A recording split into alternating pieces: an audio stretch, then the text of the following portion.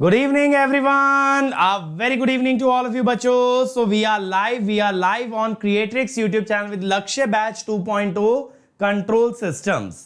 ठीक है, तो यार कल हम लोगों ने इसमें इंट्रोडक्शन टू लैपलास ट्रांसफॉर्म किया था. मैंने आपको बताया था कि मैं आपको प्री रिक्विजिट भी कराने वाला हूं कंट्रोल का, और कंट्रोल का एक ही प्री रिक्विजिट होता है, दैट इज लैपलास ट्रांसफॉर्म. तो कल एकदम बेसिक से हमने लैपलास स्टार्ट किया यार. हमने देखा लैपलास कैसे इवैल्यूएट करते हैं, थोड़ा बहुत मैंने आपको उसके आरओसी के बारे में भी बताया, मैंने आपको उसकी प्रॉपर्टीज के बारे में भी डिस्कस किया, और मैंने आपको बताया initial and final value theorem के बारे में. तो ये सारी चीजें आपने जानी थी कल के लेक्चर में. आज हम उसी को आगे बढ़ाएंगे और आज मैं आपको और प्रैक्टिस भी कराने वाला हूं.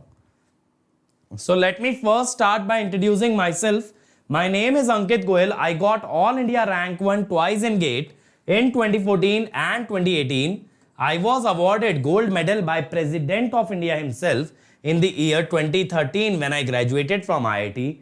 Till date, I have trained over 2 lakh students for GATE and DSE, and I am currently working as a director at an academy for GATE department. Okay. PDF बेटा, पीडीएफ मैंने अनअकैडमी कम्युनिटी पे upload किया. आपको उसके लिए Unacademy app download करना पड़ेगा. Unacademy app पे अगर आप मेरी प्रोफाइल पे जाएंगे तो वहां आपको मेरी कम्युनिटी नजर आएगी, और मेरी कम्युनिटी का हिस्सा बनके you can download as many PDFs as you want. ठीक है, चलिए. इसके अलावा देखो बच्चों, यहां पे मेरी सारी स्पेशल क्लासेस अवेलेबल हैं which I have taken in the last 2 years. इन सभी फ्री स्पेशल क्लासेस को अगर आप एंजॉय करते हो तो आपको काफी ज्यादा नॉलेज में गेन होगा. और यहां पे सबसे मस्त बात क्या है ना, कि यहां पे ढेर सारे प्रैक्टिस क्वेश्चंस अवेलेबल हैं, तो आप प्रैक्टिस कर सकते हो बहुत सारी. और अगर आप इस कोर्स को रेगुलरली अटेंड करोगे तो मैं आपको कंट्रोल सिस्टम की प्रैक्टिस भी यहीं पे करा दूंगा. जैसे जैसे एक एक चैप्टर खत्म होता चलेगा उस पर हम और ज्यादा प्रैक्टिस क्वेश्चन करते रहेंगे. ठीक है, चलो तो आते हैं बेटा वापस से लैपलास ट्रांसफॉर्म पे. तो कल काफी हद तक हो गया था, आज इस टॉपिक को वाइंड अप कर देंगे और कल से हम कंट्रोल सिस्टम का जो मेन सिलेबस है ना उसमें जंप कर जाएंगे. ब्लॉक डायग्राम्स पे मैं आ जाऊंगा. ठीक है, चलो आरओसी के बारे में बात करेंगे. बेटा आरओसी क्या है, मैंने आपको बताया था जब भी कोई फंक्शन होता है, फंक्शन के अंदर होता है एक इंडिपेंडेंट वेरिएबल. अब ये जो इंडिपेंडेंट वेरिएबल होता है इसमें ऐसा नहीं कि मर्जी से कोई भी वैल्यू रख दोगे. There is a defined limit. There is a range of values that can be substituted in the function. और उन वैल्यूज को आप फंक्शन के टर्म्स में कहते हो डोमेन. क्या कहते हो? डोमेन. डोमेन जब किसी फंक्शन का देखा जाता है तो उसका मतलब यह होता है इस फंक्शन में इंडिपेंडेंट वेरिएबल की कौन सी वैल्यूज अलाउड हैं. अब अगर हम लैपलास की बात करें, लैपलास में बेटा हर फंक्शन जो है s पे डिपेंड करता है. s उसका इंडिपेंडेंट वेरिएबल होता है. तो s की कौन सी वैल्यूज अलाउड हैं एक पर्टिकुलर फंक्शन के अंदर, उसे हम क्या बोलते हैं? ROC, region of convergence. Region क्यों बोला गया? अगर आपको याद हो कल के लेक्चर में मैंने बताया था s होता है सिग्मा प्लस जे ओमेगा. तो s के अंदर एक रियल पार्ट होता है, एक इमेजिनरी पार्ट, जिससे एक 2 डायमेंशनल प्लेन बनता है. क्या बनता है? एक 2D प्लेन बनता है. और 2D प्लेन में जब आप वैल्यूज को प्लॉट करते हो, it will look like a surface, it will look like a area, a region, इसीलिए बोलते हैं रीजन ऑफ कन्वर्जेंस. तो देखो मैं आपको बेसिक से लिखवा देता हूं. हम क्या बोल रहे हैं? Domain of a function. Domain का क्या मतलब होता है? Range of values of independent variable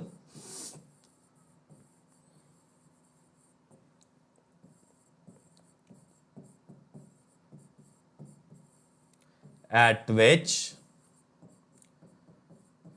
a function is defined.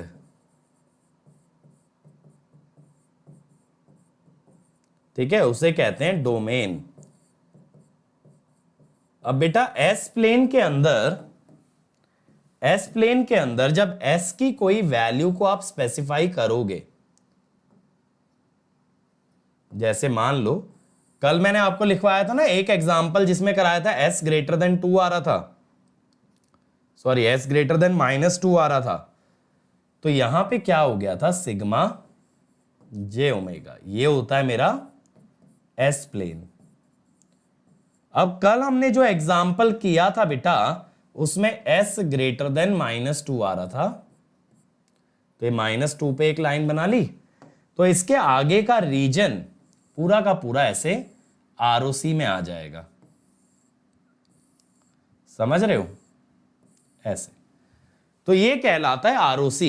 ROC का मतलब होता है रीजन, एरिया, S प्लेन पे वो एरिया जिसके अंदर से S की कोई भी वैल्यू उठा के फंक्शन में डालोगे तो फंक्शन की वैल्यू फाइनाइट आएगी।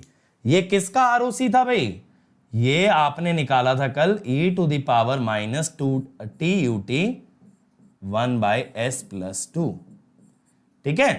तो कन्वर्जेस का मतलब क्या होता है, यहां पे लिखा है लैप्लास ट्रांसफॉर्म कन्वर्जेस, इसका मतलब होता है गिव्स फाइनाइट वैल्यू। देखो लैप्लास ट्रांसफॉर्म एक इंटीग्रेशन से आता है, right.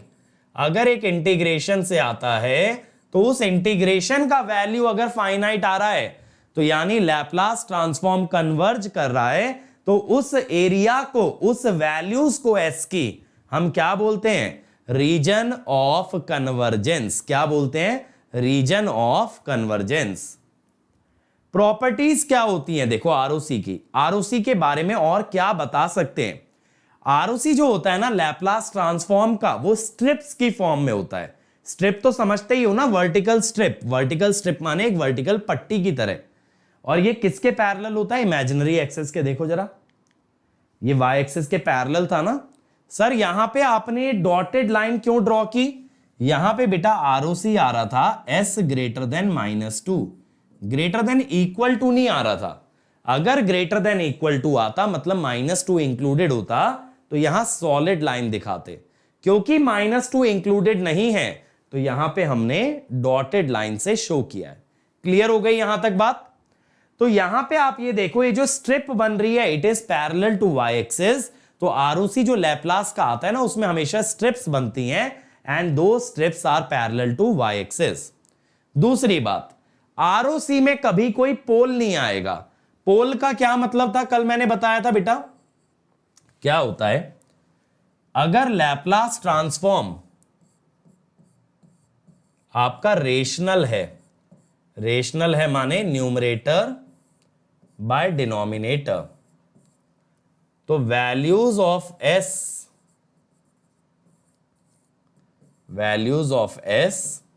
Eight which denominator of s is 0 is called as poles. ठीक है, तो यहां पे HS क्या हो जाएगा बेटा, इंफिनिटी। तो अभी तो आपने बोला ROC का मतलब S की वो वैल्यू जहां पे आपका लैप्लास ट्रांसफॉर्म फाइनाइट आए या लैप्लास ट्रांसफॉर्म कन्वर्ज करे। अब पोल तो बेटा वो वैल्यू होती है ना जहां लैप्लास इंफिनिटी आ जाए। तो अगर लैप्लास इंफिनिटी आ रहा है इसका मतलब ये हुआ कि लैप्लास कभी भी कन्वर्ज नहीं करेगा पोल्स पे। तो पोल्स बाय डेफिनेशन ROC में आ ही नहीं सकते।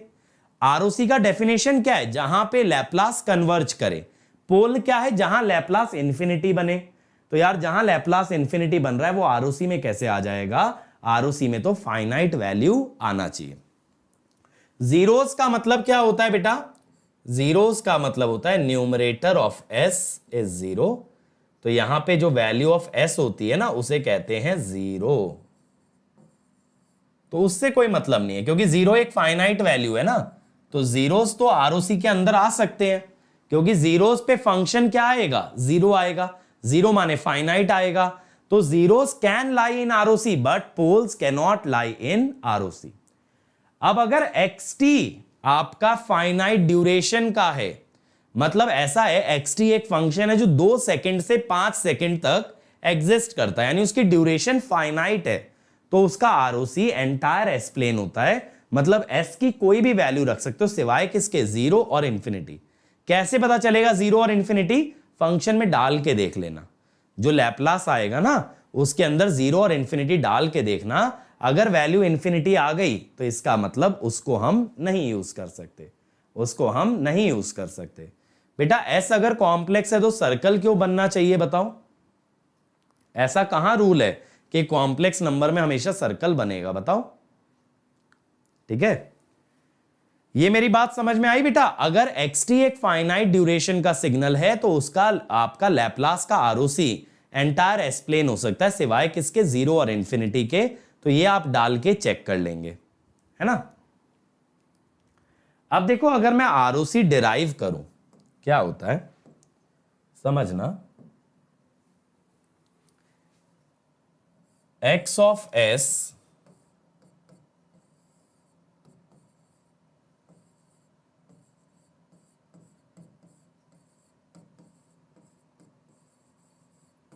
ये होता है, ठीक है।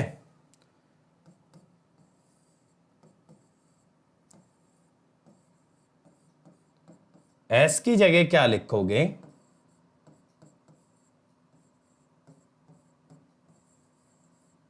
ये लिखोगे सिग्मा प्लस जे ओमेगा। अब इसको अगर अलग अलग कर लो,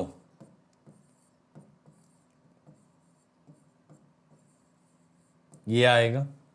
अब आरओसी का मतलब क्या होता है बेटा?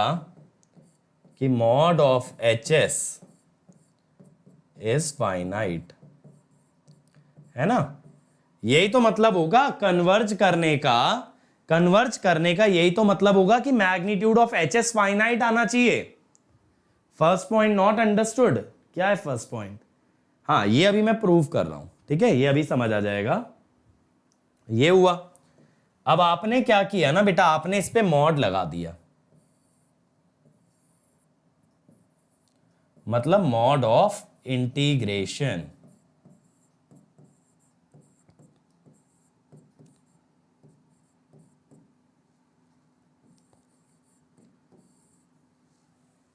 ये हो गया ना। अब मेरे बच्चों एक चीज समझो, इंटीग्रेशन बेसिकली है क्या? अगर इंटीग्रेशन का एकदम एलिमेंट्री मीनिंग समझे, बेसिक मीनिंग समझे, इंटीग्रेशन है सम, है ना। तो आप एक सम का मॉड ले रहे हो। जैसे 2 + 3 का मॉड क्या आता है? 5।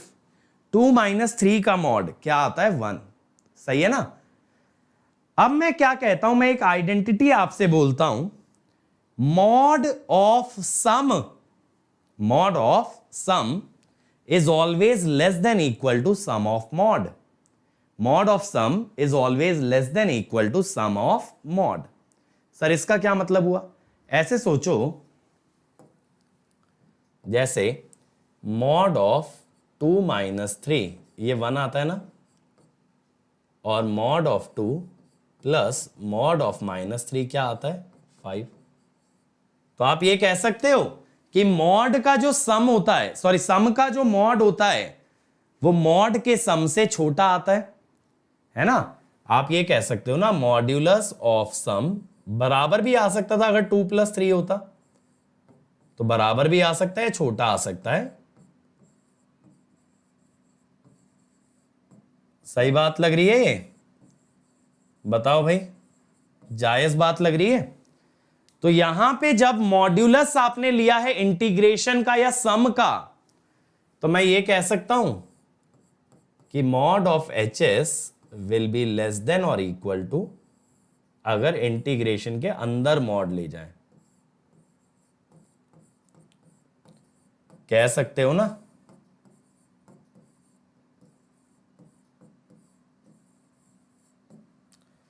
अब ये जो e की पावर -j ω t है, कॉम्प्लेक्स एक्सपोनेंशियल, इसका मॉड होता है 1। कॉम्प्लेक्स एक्सपोनेंशियल का मॉड क्या होता है भाई?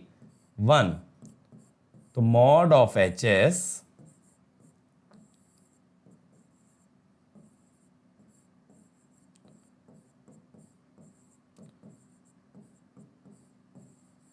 ये आया। अब मैं कहता हूं अगर आप ये चाहते हो कि एच एस फाइनाइट हो तो ये इंटीग्रेशन फाइनाइट आ जाना चाहिए, अपने आप मेरा एच एस फाइनाइट आ जाएगा। अगर ये फाइनाइट है तो उसके लिए कंडीशन क्या लगा सकते हो कि ये इंटीग्रेशन भी फाइनाइट आ जाए। तो ये कंडीशन बनती है आरओसी की। तो अगर आप आरओसी में देखो तो क्या यूज हो रहा है, एस का कौन सा पार्ट, सिर्फ सिग्मा। आरओसी में कौन सा पार्ट यूज हो रहा है, एस का सिर्फ सिग्मा यूज हो रहा है। तो ROC of Laplace transform depends on sigma. Correct बात है भाई, करेक्ट बात है, सब लोग अग्री करेंगे। अब जैसे एज एन एग्जाम्पल मान लो ये आ गया सिग्मा ग्रेटर देन 2 सपोज। तो अब सिग्मा इक्वल टू 2 यानी अगर किसी का रियल पार्ट फिक्स कर दिया जाए तो वो क्या बनता है, अगर एक XY प्लेन में आप x इक्वल टू कॉन्स्टेंट देखना चाहो, x equal to constant actually क्या होता है, वो होता है वर्टिकल लाइन। सही कह रहा हूं भाई, समझ आ रही है ये बात। अगर आप देखोगे ना sigma greater than 2, sigma equal to 2 ये वर्टिकल लाइन है, तो सिग्मा ग्रेटर देन 2 इसके राइट वाला पोर्शन होगा। बात क्लियर है सबको, ये बात क्लियर है ना। सिग्मा ग्रेटर देन 2 इसके राइट वाला पोर्शन आएगा, यही तो हमने बोला वर्टिकल स्ट्रिप। बताओ भाई वंदना, अब क्लियर है, बोलो कि वर्टिकल स्ट्रिप आती है आरओसी के अंदर। वर्टिकल स्ट्रिप क्यों आती है, क्योंकि आरओसी डिपेंड करता है सिग्मा पे, and sigma equal to constant is a straight line parallel to j omega axis, है ना। तो ये बात हो गई। आरओसी जो आता है वो सिग्मा की फॉर्म में आता है, यानी straight line parallel to y axis. अब देखो आरओसी के अंदर एक दो बात और इंपॉर्टेंट होती हैं। वो क्या, कि अगर आरओसी एक राइट साइडेड सिग्नल का देखा जाए, राइट साइडेड सिग्नल माने जो टाइम एक्सिस पे किसी एक वैल्यू के आगे ही एग्जिस्ट करता है, पीछे नहीं। जैसे ऐसा मान लो कोई एक सिग्नल ऐसा है जो -2 के बाद ही एग्जिस्ट करता है, ठीक है, -2 के पीछे एग्जिस्ट नहीं करता, तो it will be called as right sided. Right sided का मतलब होता है which exist after a certain time, not before that time, not before that time. तो राइट साइडेड सिग्नल का जो आरओसी आता है ना, वो आता है right of right most pole. देखो आपके मल्टीपल पोल्स हो सकते हैं, उसमें सबसे राइट वाला जो पोल है ना, उसके आगे का रीजन बनेगा आरओसी। इमेजिनरी टर्म रिमूव कैसे हुई, क्योंकि बेटा मॉड ऑफ, यहां पे mod of e to the power j omega t 1 होता है ना। ऐसे सोचो e की पावर j ओमेगा टी को क्या लिखोगे, cos omega T plus j sine omega T, तो under root cos square plus sine square क्या बनेगा, 1। ठीक है जी, बात समझ में आई। मान लो 3 पोल हैं, एक -2 पे है, एक 0 पे है, एक 2 पे है। तो अगर सिग्नल राइट साइडेड है ना, तो उसका आरओसी 2 वाले पोल के आगे आएगा, मतलब ऐसे आएगा 2 के आगे। तो अगर सिग्नल राइट साइडेड होता है तो उसका ROC right of the right most pole होता है। ऐसे उल्टा ROC of a left sided signal, left sided माने the signal which exist to the left of certain value. जैसे ही मैंने बोला ना, सिग्नल मान लो -2 के आगे एग्जिस्ट कर रहा है, ठीक है, तो हम क्या कह रहे हैं, अगर सिग्नल -2 के पहले एग्जिस्ट करता, -2 के पीछे एग्जिस्ट करता, तो उसे क्या कहते, लेफ्ट साइडेड। बेटा कंट्रोल सिस्टम है, उसमें लैप्लास कवर कर रहे हैं ताकि आगे फिर हम कंट्रोल पे जा पाए। ROC of a left sided signal is left of left most pole. लेकिन पता है लेफ्ट साइडेड सिग्नल ना हमें यूज नहीं करने पड़ते कंट्रोल में। कंट्रोल में बात उन चीजों की होती है जो कि प्रैक्टिकली पॉसिबल है। देखो सिग्नल एंड सिस्टम की जो थ्योरी है ना, उसमें बहुत सारी चीजें ऐसी हैं जो प्रैक्टिकली हो सकती हैं, और कुछ ऐसी हैं जो कि सिर्फ कंसेप्चुअली एग्जिस्ट कर सकती हैं, प्रैक्टिकली उनका एग्जिस्टेंस नहीं है, लेकिन उनमें से कंट्रोल में सिर्फ वही एलिमेंट आते हैं जो प्रैक्टिकली फीजिबल है ना। इसीलिए कहते हैं control system is the study of practically realizable systems, है ना। ऐसा हवा में नहीं हो रहा, जो बन सकता है उसी के बारे में बात कर भी रहे हैं। अब ROC of both sided signal, मतलब एक तरह से जो माइनस इंफिनिटी से इंफिनिटी जाए, नेगेटिव साइड पे भी एग्जिस्ट करे टाइम के, और पॉजिटिव साइड पे भी एग्जिस्ट करे, तो यहां पे आरओसी आता है स्ट्रिप बिटवीन टू पोल। किसी दो पोल्स के बीच की स्ट्रिप बन जाती है। स्ट्रिप तो समझ रहे हो ना, जैसे -2 से 2 के बीच में एक ऐसे वर्टिकल स्ट्रिप बन गई, तो that will be the ROC. Clear है? चलो अब जरा ये देखो, the Laplace transform and it's ROC for a signal. आप मेरे बच्चों एक चीज देखिएगा, ये राइट साइडेड है,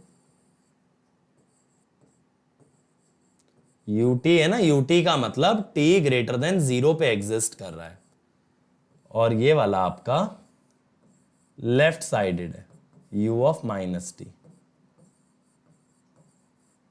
अब जब दो सिग्नल बेटा एडिशन में हैं, तो हम कहते हैं इनका पहले लैप्लास निकालो, और उस लैप्लास का आरओसी क्या होगा, intersection of the two ROC.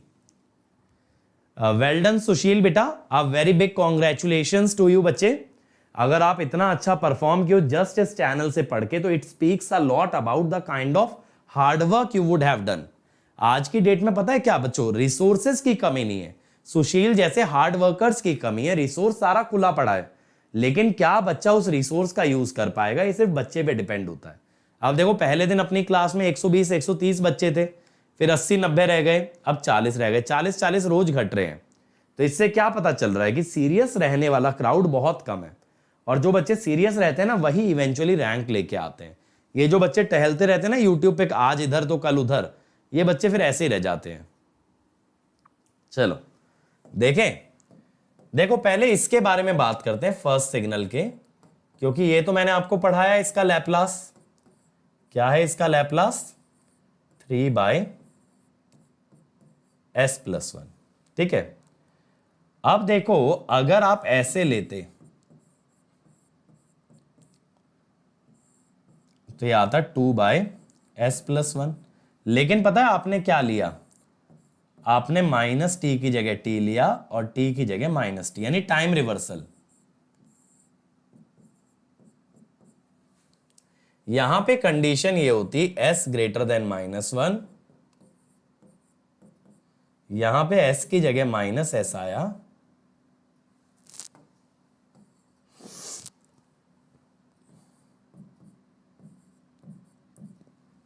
s less than 1।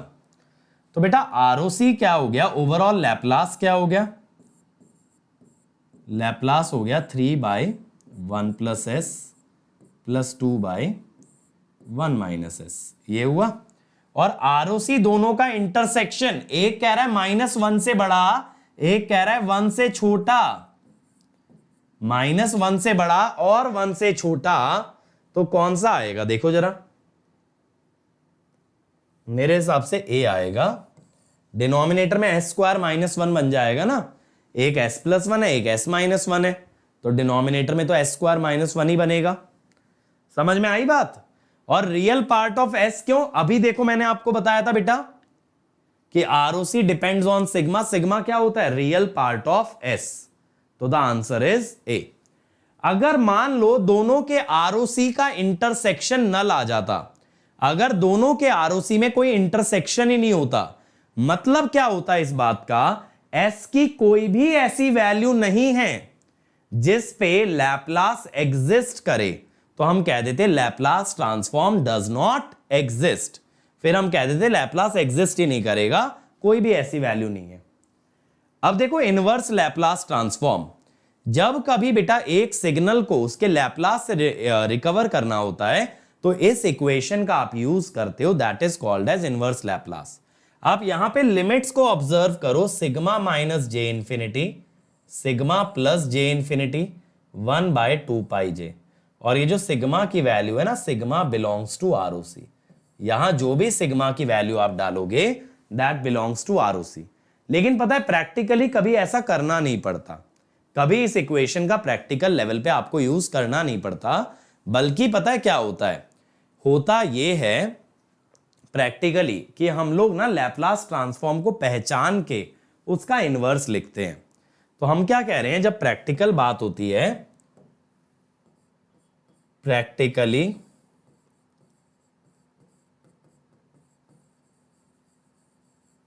based on given Laplace transform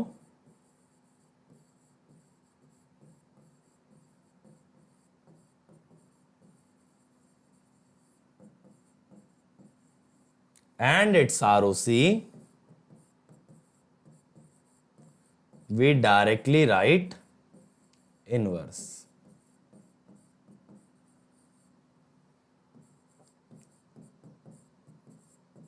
ठीक है भाई, हम डायरेक्टली इनवर्स लिख देते हैं। बात क्लियर हुई? अब जैसे देखो ये है, ये बोल रहा है कि एक्सेस दे रखा है 2s plus 3 upon s plus 1 s minus 2, अलग अलग आरओसी के लिए इसका इनवर्स लिखो। अब जरा देखना, पहले ना बेटा यहां पे आप समझेंगे पार्शियल फ्रैक्शन।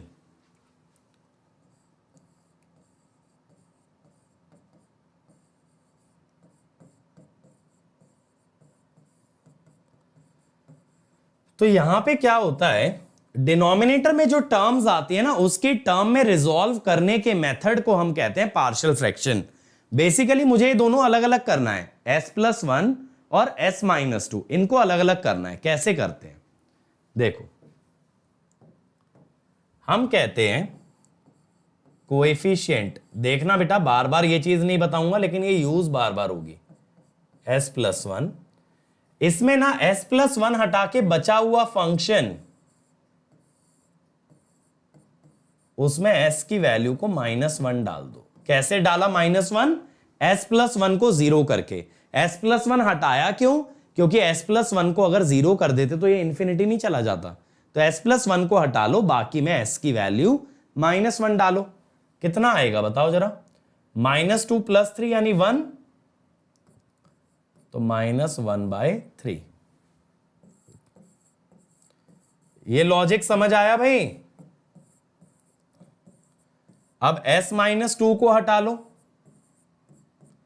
s माइनस 2 को हटा लो तो s प्लस 1 बचेगा। s माइनस 2 को हटाया तो क्या डालोगे?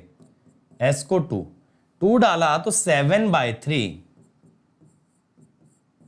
7/3। तो पता आप एक्सेस को कैसे लिख दोगे? 7/3 s माइनस 2 -1/3 s प्लस 1, ये आया 7/3 s माइनस 2 -1/3 s प्लस 1, यही तो बनेगा। अब बात है डिफरेंट आरओसी का क्या मतलब है सर? यहां देखो जरा, इस इक्वेशन के दो पोल नजर आ रहे हैं, एक -1 और एक 2। पोल डिनोमिनेटर से देखते हो ना, तो डिनोमिनेटर से देखो, दो पोल नजर आ रहे हैं, एक -1 और एक 2।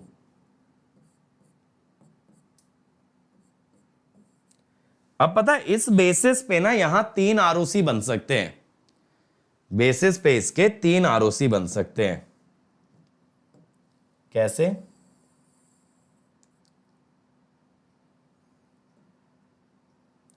एक तो ये हो गया। अरे वीडियो का लिंक सेव करके तुम खुद अपने हिसाब से बना जो लिया करो यार, स्ट्रक्चर इतना तो कर ही सकते हो, एक एक्सेल शीट में भर लो लिंक्स, ठीक है ना। चलो यहां पे 3 आरओसी कैसे बनेंगे? एक बनेगा देखो ये -1 से पीछे वाला, एक बनेगा ये -1 से 2 वाला, एक बनेगा 2 से आगे वाला 3। अब ये 3 अलग अलग आरओसी के लिए मुझे क्या बताना है? टाइम का फंक्शन। तो पहला आरओसी है मेरा -1 से पीछे,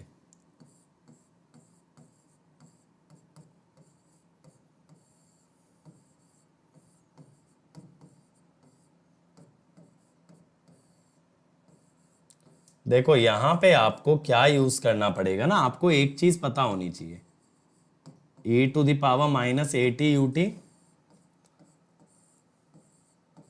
ये होता है, और minus e to the power minus a t, एक minute, minus e to the power minus a t u of minus t, इसका भी यही होता है। लेकिन पता है यहां पे s लेस देन माइनस ए होता है और यहां पे s ग्रेटर देन माइनस ए। अब जब आप sigma less than minus one ले रहे हो बेटा, sigma less than minus one जब आप ले रहे हो, ठीक है, sigma less than minus one जब आप ले रहे हो, ये वाला रीजन, तो बेसिकली आप दोनों पोल के लेफ्ट में ले रहे हो, एक पोल माइनस वन है एक टू है, ये वाला हिस्सा दोनों के लेफ्ट में है। जब दोनों के लेफ्ट में है तो आपको आंसर में ना लेफ्ट साइडेड सिग्नल के बारे में बात करनी होगी, ठीक है। तो ये कैसा सिग्नल है, ये है लेफ्ट साइडेड।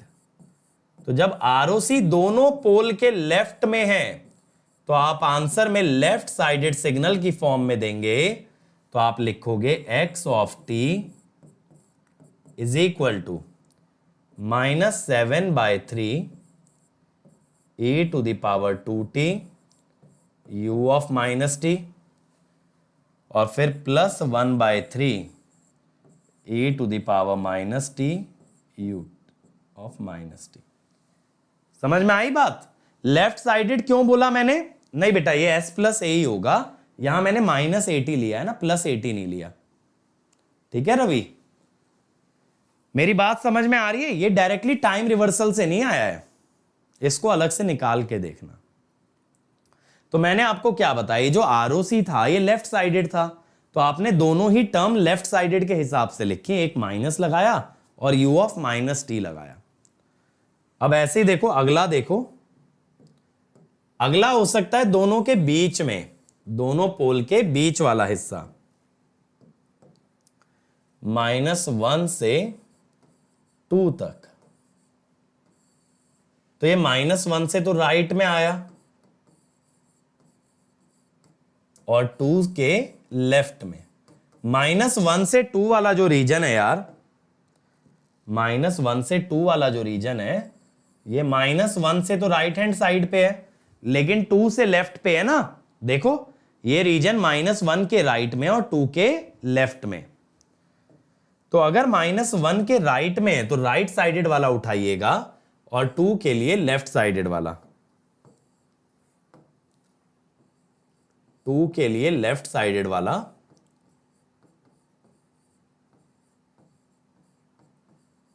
ये उठाया, और -1 के लिए राइट साइड वाला, तो ये माइनस ही रहेगा, ठीक है। अब लास्ट सिग्मा ग्रेटर देन 2, ये वाला जो है ना राइट ऑफ बोथ पोल आ रहा है, ये दोनों ही पोल से राइट में लाई कर रहा है, और क्योंकि ये दोनों ही पोल से राइट में लाई कर रहा है तो आप दोनों के लिए राइट साइडेड वाला बनाओगे। अब राइट साइडेड वाला कैसे बनेगा, 7/3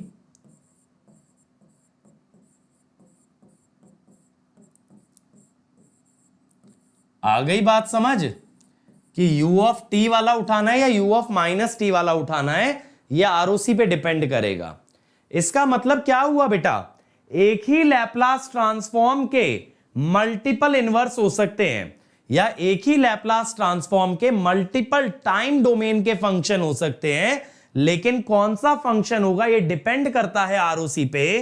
तो हम ये कहते हैं ROC makes the Laplace transform unique. ROC है जो यूनिकनेस प्रोवाइड करता है, अगर आरओसी ना हो तो कई फंक्शन का सेम लैप्लास होता है ना। हम क्या कह रहे हैं, लैप्लास ट्रांसफॉर्म क्या है, मैनी टू वन फंक्शन है, कई सारे फंक्शन का सेम होता है, but Laplace transform plus ROC ये 1 to 1 है। बात समझ में आई? बात समझ में आई? ठीक है। अब जरा एक क्वेश्चन देखो, unilateral Laplace transform of F T is 1 bye s square plus S plus 1. What is the transform of T F T? Unilateral का क्या मतलब होता है? देखो अभी तक मैंने आपको लैप्लास माइनस इंफिनिटी से इंफिनिटी बताया ना, इंटीग्रेशन. यूनिलेटरल में जीरो से इंफिनिटी करते हैं, बस ये फर्क होता है. बट लैप्लास में हम उतना डिटेल में नहीं जा रहे क्योंकि ये कंट्रोल सिस्टम है, सिग्नल नहीं. सिग्नल होता तो और ज्यादा इस पे चर्चा करते. अभी अपना काम क्या? अभी अपना काम है लैप्लास में उतना एफिशिएंट हो जाना जिससे हमारे क्वेश्चंस बन जाएं. करेक्ट? चलो बनाओ इसको फटाफट. आपको कल मैंने ये प्रॉपर्टी बताई थी भाई. क्या बताया था कल प्रॉपर्टी में? कि जब टी एफ टी की बात आती है तो इसका लैप्लास होता है minus D by D S of F S. तो अगर इसका डेरिवेटिव लें भाई, इसको ना ऐसे सोचो जैसे 1 बाय एक्स का कर रहे हो. 1 बाय एक्स का क्या होता है? माइनस 1 बाय एक्स स्क्वायर है ना. तो पहले तो माइनस 1 बाय एक्स स्क्वायर ही कर लो और फिर जो ब्रैकेट के अंदर टर्म है उसका डेरिवेटिव ले लो, 2s प्लस 1. तो d आ गया, खत्म है ना. d आएगा. जो लोग b बता रहे हैं ना वो लोग ये माइनस भूल गए हैं, वो लोग यहां पे माइनस भूल गए हैं तभी b बता रहे हैं. तो ध्यान रखो यार, प्रॉपर्टीज काफी ज्यादा इंपॉर्टेंट है. अगला देखो, for the function x t x s is given by, ये एक्सेस दे रखा है. What are the initial and final values of x t? करिए भाई.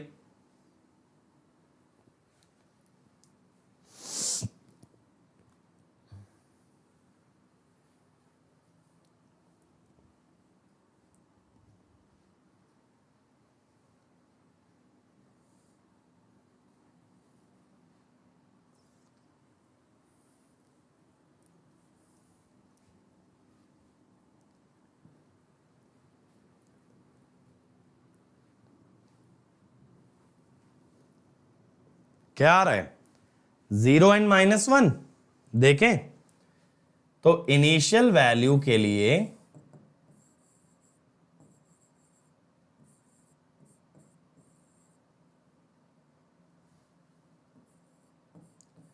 अब जैसे ही इंफिनिटी डालोगे ना यार, तो ये जो e की पावर माइनस एस है इसमें बन जाएगा e की पावर माइनस इंफिनिटी.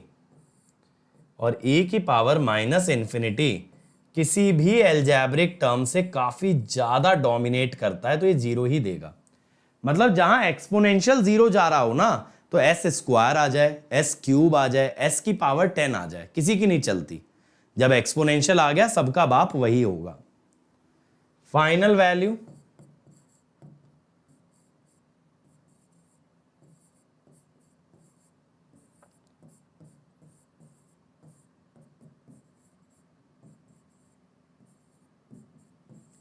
अब e की पावर माइनस एस अगर 0 रखोगे तो 1 बनेगा.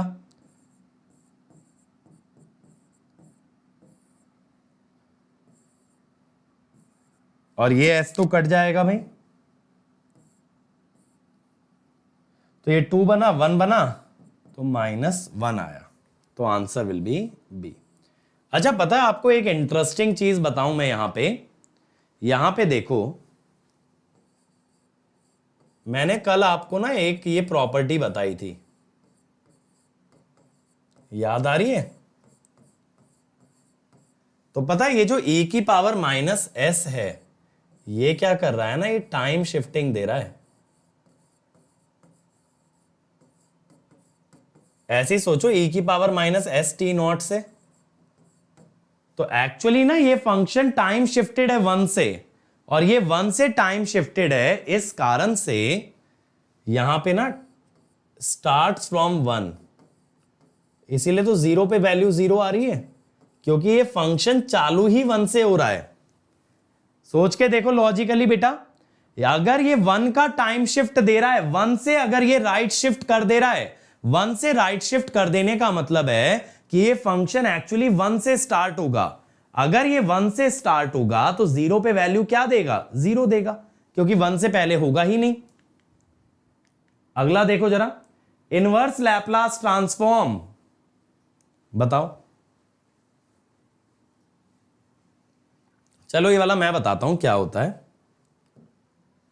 देखो, जब कभी ऐसा आ जाए ना, ये नीचे देखो पोल रिपीट हो गया, इसको हम क्या बोलेंगे, S equal to -1 is pole of order 2।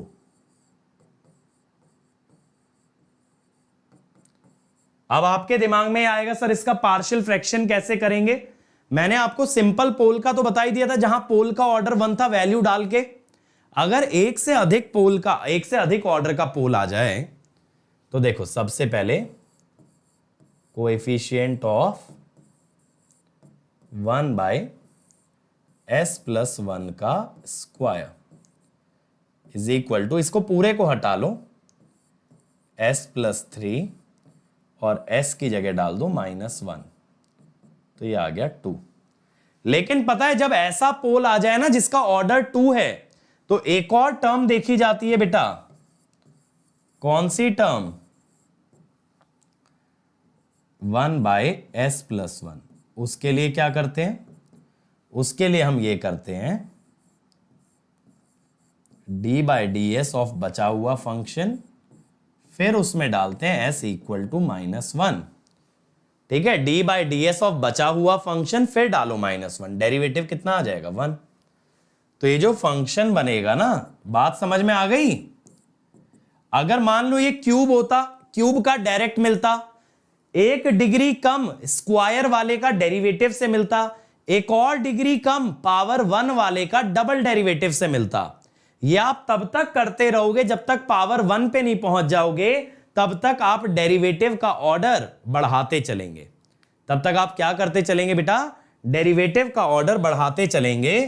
तो HS क्या हो गया, 2/s+1 का स्क्वायर प्लस 1/s+1। ये समझ आई पार्शियल फ्रैक्शन की टेक्निक भाई? ये समझ आई कि नहीं आई बताओ, जल्दी से बोलो यार, ये समझ आ गई?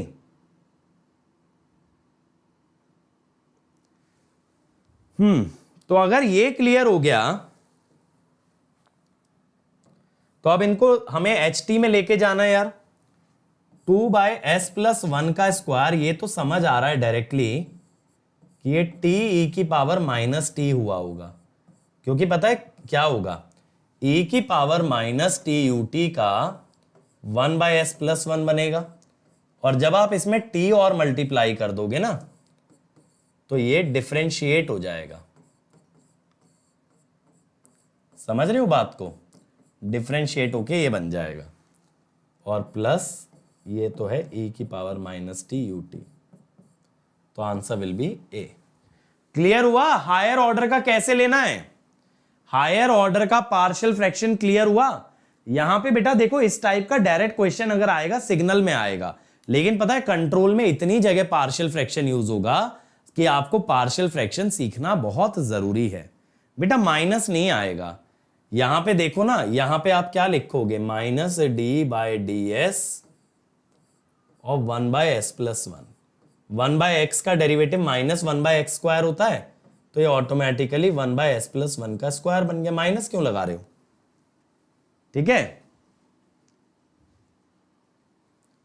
बेटा, कौन सी सीरीज की बात कर रहे हो सुप्रियो? यहां मैं आपको पूरा सब्जेक्ट पढ़ा रहा हूं बेटा, इस चैनल पे पूरा क्रैश कोर्स दे चुका हूं, समझ रहे हो?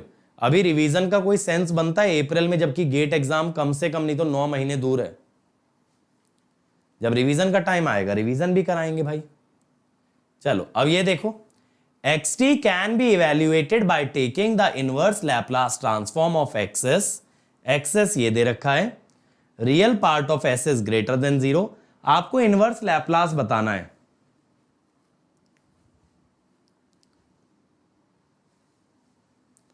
यहां पे एक चीज लॉजिकली सोचो बेटा, तुमको पूरा सब्जेक्ट दिया जा रहा है, एकदम best of the best paid courses की तरह दिया जा रहा है, ना सिर्फ पढ़ाया जा रहा है, आपको रोज घर के लिए होमवर्क तक दिया जा रहा है।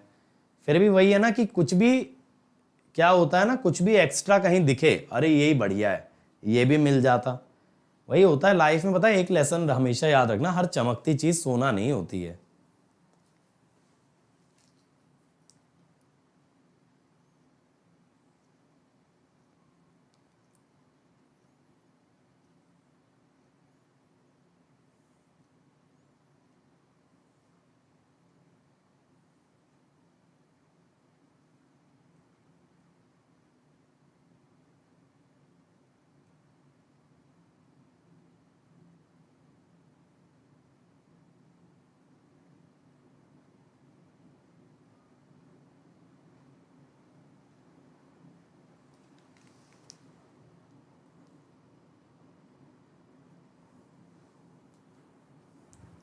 आया भाई आंसर? यहां पे एक चीज नोटिस करो बेटा, न्यूमरेटर की डिग्री डिनोमिनेटर से ज्यादा है, तो पता है आपको डिवाइड करना पड़ेगा। कैसे करोगे ना, देखो इसको ऐसे कर लो एस क्यूब, या चलो इसको डिवाइड ही कर लो प्रॉपर तरीके से।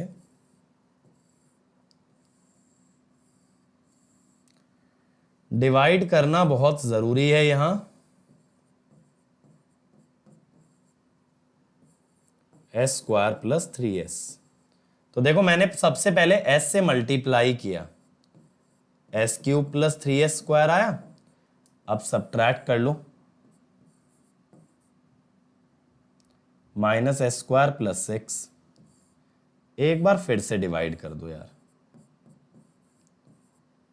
अब आपने ना -1 से किया, अब आपने फिर सब्ट्रैक्ट किया। बस अपने को इतना चाहिए था। अब हम लोग क्या कह सकते हैं,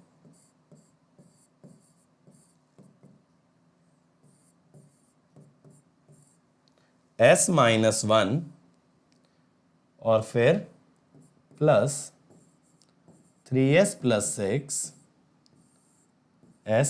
s प्लस 3।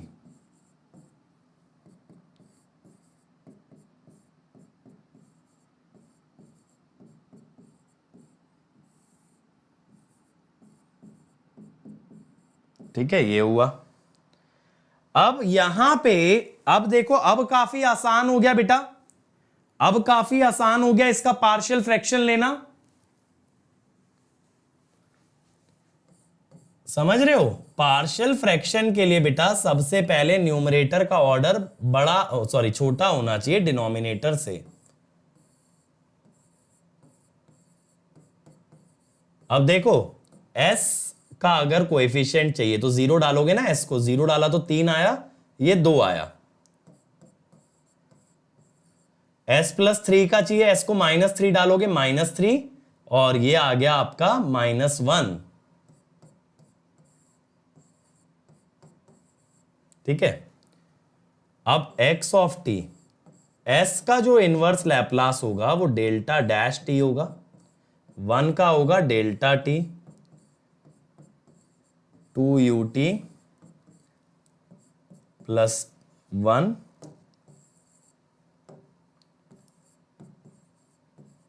e की पावर -3t ut। ठीक है, तो delta dash t d। Clear हुआ? ये बताओ, ये क्लियर हुआ? न्यूमरेटर का ऑर्डर ज्यादा था तो पहले डिनोमिनेटर से डिवाइड करो, ऐसा फंक्शन बनाओ जहां न्यूमरेटर का ऑर्डर कम हो, फिर पार्शियल फ्रैक्शन लगाओ।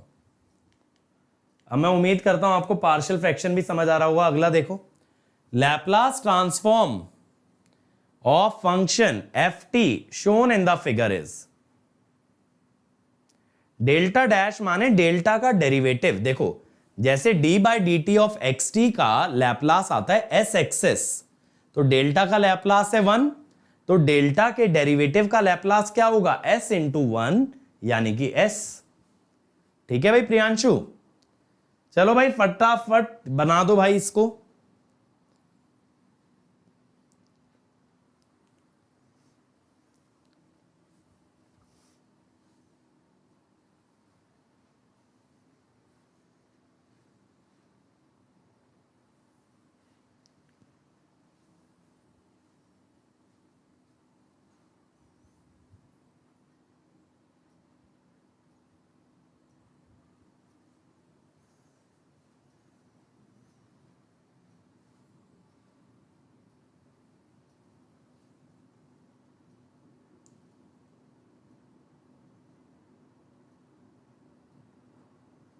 वैसे यहाँ बी और डी ऑप्शन सेम नहीं दिख रहा है। अच्छा, प्लस और माइनस का फर्क है, ठीक है।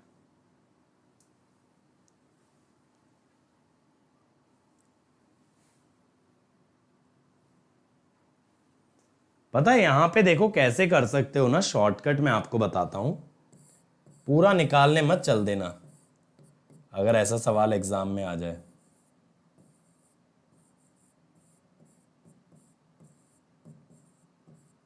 ये होता है ना, अब देखो अगर s को 0 पुट कर दो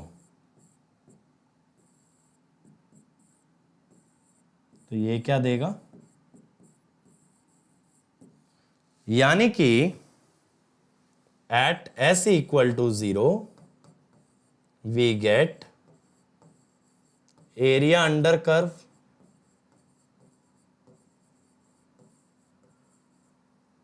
सही बात है। एरिया कितना है इस कर्व का, t/2 t/1,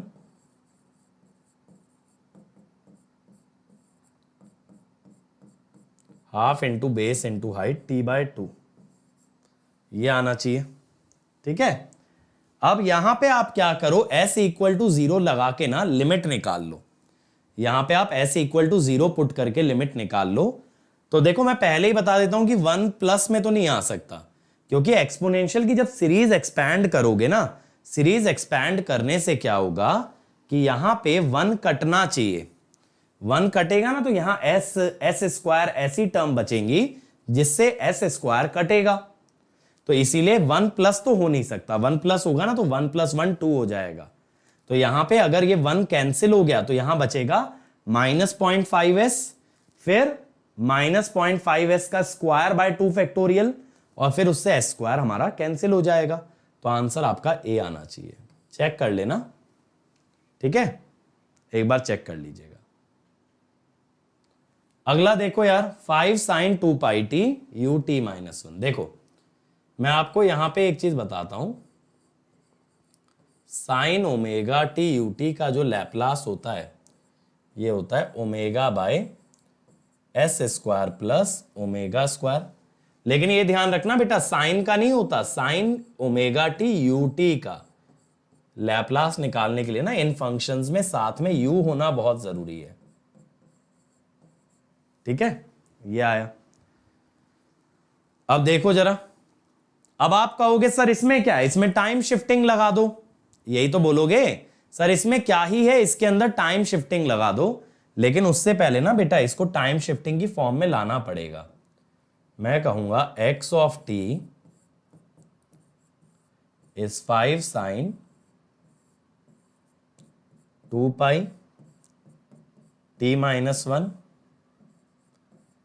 मैंने 2π बेसिकली सब्ट्रैक्ट कर दिया साइन में से, साइन में से मैंने 2π सब्ट्रैक्ट कर दिया। 2π ऐड या सब्ट्रैक्ट करने से ट्रिग्नोमेट्रिक फंक्शन की वैल्यू नहीं बदलती। तो अब आप लिख सकते हो बेटा, आपको ओमेगा दिख रहा है 2π,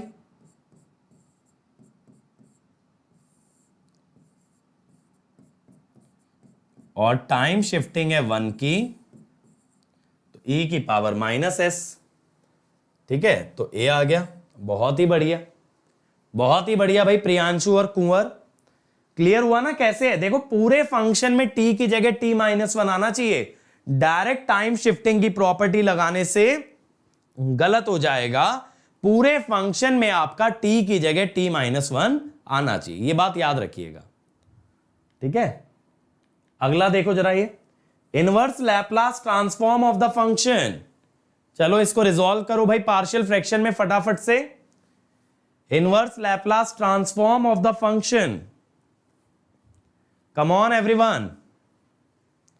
और देखो कल से हम लोग ब्लॉक डायग्राम वाला चैप्टर स्टार्ट करेंगे, ट्रांसफर फंक्शन वाला, ठीक है। अब आपका मैंने लैप्लास रिवाइज करा दिया अच्छे से, अब ट्रांसफर फंक्शन में चलेंगे हम लोग।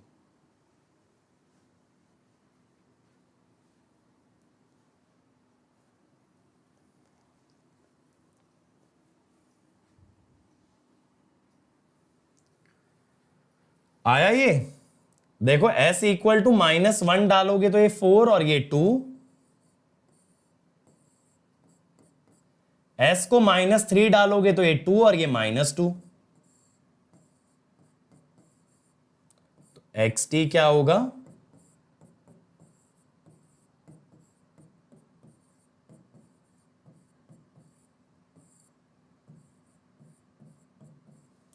ठीक है, तो ए आ गया, answer will be A. Initial and final values of the function, initial and final values of the function,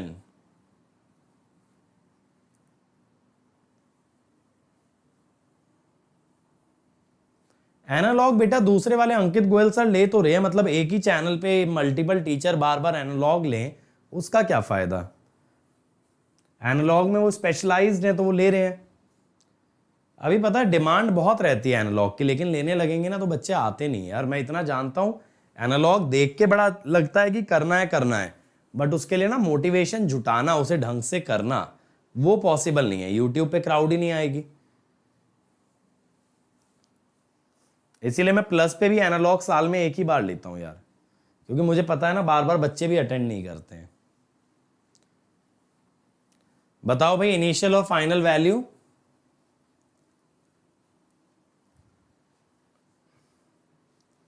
initial value अगर निकालोगे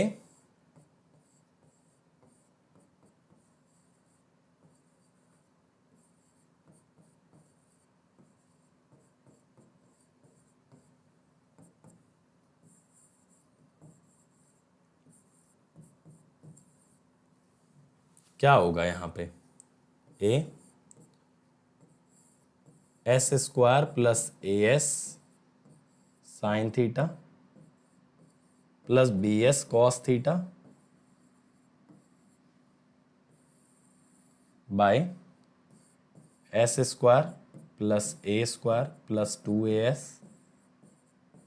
अब देखो पूरे को ना न्यूमरेटर और डिनोमिनेटर में से एस स्क्वायर कॉमन निकाल लो यार,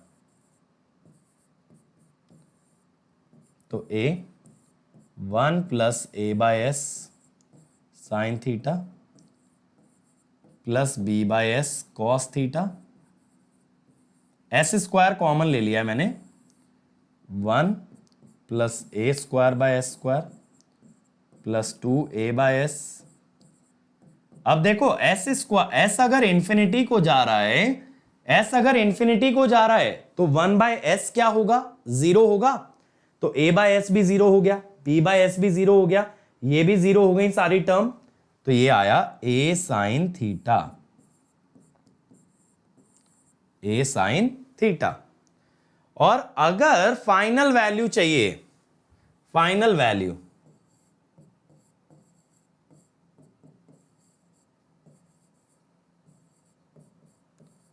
अब आप सोच रहे होगे सर फाइनल वैल्यू तो निकलेगी नहीं। बेटा देखो ये जो पोल आएंगे ना यहां पे, ये पोल यहां पे आएंगे -a प्लस -jb पे, तो ये लेफ्ट हाफ प्लेन में ही है। आप ये मत सोचो ये राइट हाफ में आ गया, ये लेफ्ट हाफ में ही है मेरे बच्चों, तो ये वैल्यू 0 आएगी, तो आंसर विल बी डी। ठीक है, इमेजिनरी पे तब आता जब ये s square plus b square होता, तब पोल होते प्लस माइनस JB, लेकिन अभी क्या है -a प्लस -jb, यानी रियल पार्ट है -a, रियल पार्ट -a होने के कारण ये लेफ्ट हाफ में है, तो फाइनल वैल्यू थ्योरम लगाई जा सकती है। अगला देखो, Laplace transform of xt is x s which is d square by ds square 1 by s minus 3, xt बताना है।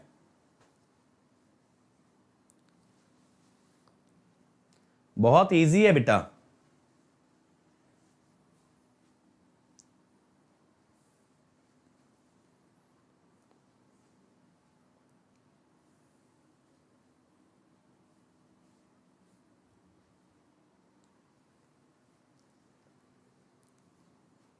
क्या आएगा a, यस। देखो 2 बार -d बाय ds बनेगा, अगर t लगाओगे, एक बार t लगाने से -d बाय ds, एक और बार t लगाने से -d बाय ds, तो ये बन गया प्लस का d square by ds square. समझ में आ रही है भाई? जो लोग b बोल रहे हैं गलती क्या कर रहे हो, देखो t e to the power -3t ut, इसका क्या होगा -d बाय ds 1/s-3। अब एक और t अगर डालोगे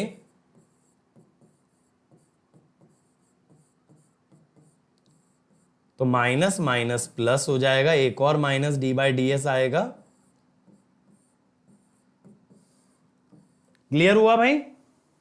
चलो लास्ट क्वेश्चन भाई, लैपलास ट्रांसफॉर्म दे रखा है, इनिशियल और फाइनल वैल्यू बतानी है, बताइए।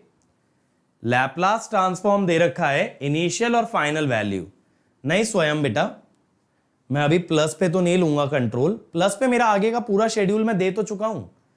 अब इसके बाद नेटवर्क लूंगा, फिर machine, power system, power electronics, measurement. अभी EMFT ले रहा हूं। चलो बताओ इसको, F0 एंड F इंफिनिटी क्या होगा?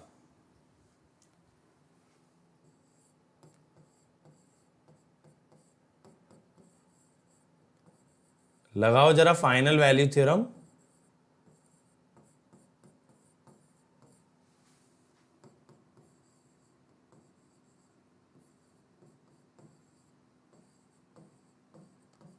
और देखो पहले की तरह ना फिर s² से डिवाइड कर दो यार, तो आपका ना ऊपर से बचेगा 2, नीचे से 1, तो ये 2 आ गया। तो वैसे ही एक ही ऑप्शन दिख रहा है मुझे यहां। फाइनल वैल्यू थ्योरम भी यहां लग सकती है, कोई भी पोल इमेजिनरी पे नहीं है, ना ही राइट हाफ में है, तो ये 0 आएगा। बी यही आ रहा है, बहुत बढ़िया, बी। ठीक है, क्या कह रहे हो? e⁻3t, हाँ +3t तो आएगा, s-3 है। ठीक है भाई, अब देखो ये आप लोगों का असाइनमेंट है, इसके आंसर कीज गिवन होंगे, तो आप ये असाइनमेंट सॉल्व करेंगे बेटा। कोई भी डाउट आता है आप टेलीग्राम पे डिस्कस कर लिया करो, डाउट आपस में डिस्कस कर लिया करो, नहीं हो पाए मुझे टैग कर दिया करो, ये आंसर कीज भी है। और देखो ध्यान रहे बेटा, ये जो अनअकैडमी का 20% ऑफ का ऑफर है, ये सिर्फ कल तक वैलिड है बेटा। आपको सभी सब्सक्रिप्शन पे 20% ऑफ मिल रहा है। और इस समय पे अगर आप देखें तो विशाल सर डिजिटल ले रहे हैं, सिग्नल ले रहे हैं, मैं EMT ले रहा हूं, है ना, और मेरा अगला सब्जेक्ट नेटवर्क आने वाला है। तो बेटा आपको बेस्ट ऑफ द बेस्ट सारे सब्जेक्ट मिलेंगे और सब कुछ स्ट्रक्चर्ड वे में मिलेगा। बस आपको यह ध्यान रखना है, you have to join Unacademy simply using the code Ankit ESE। ठीक है, और देखो हम लोग आपके लिए टेस्ट सीरीज भी लॉन्च किए यार, टेस्ट सीरीज आप अटेम्प्ट कीजिए। इसमें टॉपिक टेस्ट है, सब्जेक्ट टेस्ट है, मल्टी सब्जेक्ट टेस्ट है, मॉक टेस्ट है, सारी चीजें ना आपको एक ही जगह पे मिल रही हैं। तो आप इस पे भी, अगर ये वैसे ही बहुत मिनिमम प्राइस है बेटा, लेकिन इस पे भी अगर अंकित ESE कोड लगाते हो, you will get further discount. और देखो आपके लिए हमने प्लस और आइकॉनिक में बेटा नोट्स भी लॉन्च किया है। ये नोट्स आपके टॉप एजुकेटर्स ने क्यूरेट किए हैं। These are some of the best books in the market. और ये जो बुक्स है हमने ना आपके लिए चैप्टर वाइज ब्रेक कर दिए ताकि आपको पढ़ने में आसानी रहे, टॉपिक को ढूंढने में आसानी रहे। यहां हर टॉपिक के बाद सॉल्व्ड एग्जाम्पल दिखाए हैं ताकि आप समझ पाओ क्वेश्चन कैसे करने हैं। हर चैप्टर के एंड में प्रैक्टिस क्वेश्चन दिए ताकि आप प्रैक्टिस करके खुद को एनालाइज कर पाओ। कभी भी कहीं से भी एक्सेस कर सकते हो, ऐप पे अवेलेबल है, और कॉलेज जाते हुए, ऑफिस जाते हुए, वापस आते हुए। और ये प्लस और आइकॉनिक के लिए अवेलेबल है बेटा। तो बस आपको क्या करना है ना, ज्वाइन करते वक्त कोड लगाना है अंकित ESE। ठीक है, अदर देन दिस देखो आपके लिए हम लोग फिजिकल नोट्स भी लॉन्च किए हैं, और ये नोट्स आइकॉनिक सब्सक्राइबर्स के लिए 1 ईयर या उससे ज्यादा पे। तो अगर आप 1 साल या उससे ज्यादा का सब्सक्रिप्शन लेते हो ना, तो आपके घर पे नोट्स डिलीवर कराया जाएगा। और ये लेटेस्ट बैच है यार जो स्टार्ट हुआ है, जिसमें मैंने EMT स्टार्ट किया है, सिद्धार्थ सर ने एनालॉग स्टार्ट किया, रेड्डी सर ने आपका नेटवर्क स्टार्ट किया। तो आपको 3 ऑफ द बेस्ट फैकल्टीज से पढ़ने मिल रहा है, इसीलिए जल्दी से जल्दी आ जाओ भाई, ताकि ये बैच में आपका मिस ना हो जाए, है ना। और आप देखो यार, इस बार अनअकैडमी ने इलेक्ट्रिकल इलेक्ट्रॉनिक्स में इतना वंडरफुल रिजल्ट प्रोड्यूस किया है।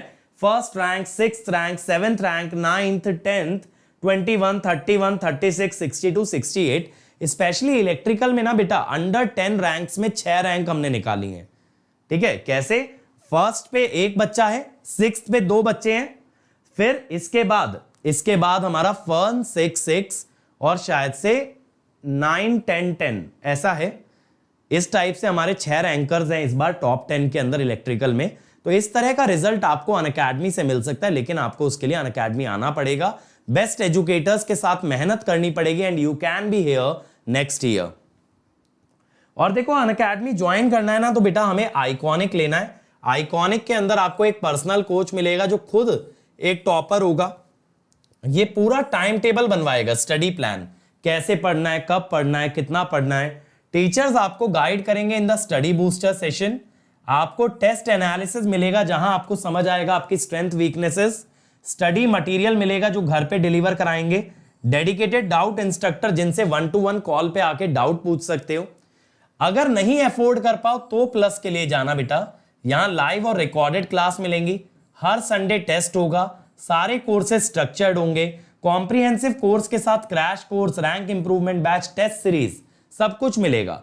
लेकिन जितना कुछ प्लस वालों को मिलेगा वो आइकॉनिक के लिए इंक्लूडेड है, बट आइकॉनिक वालों को जो एक्स्ट्रा फैसिलिटीज दी जा रही हैं these are not a part of plus.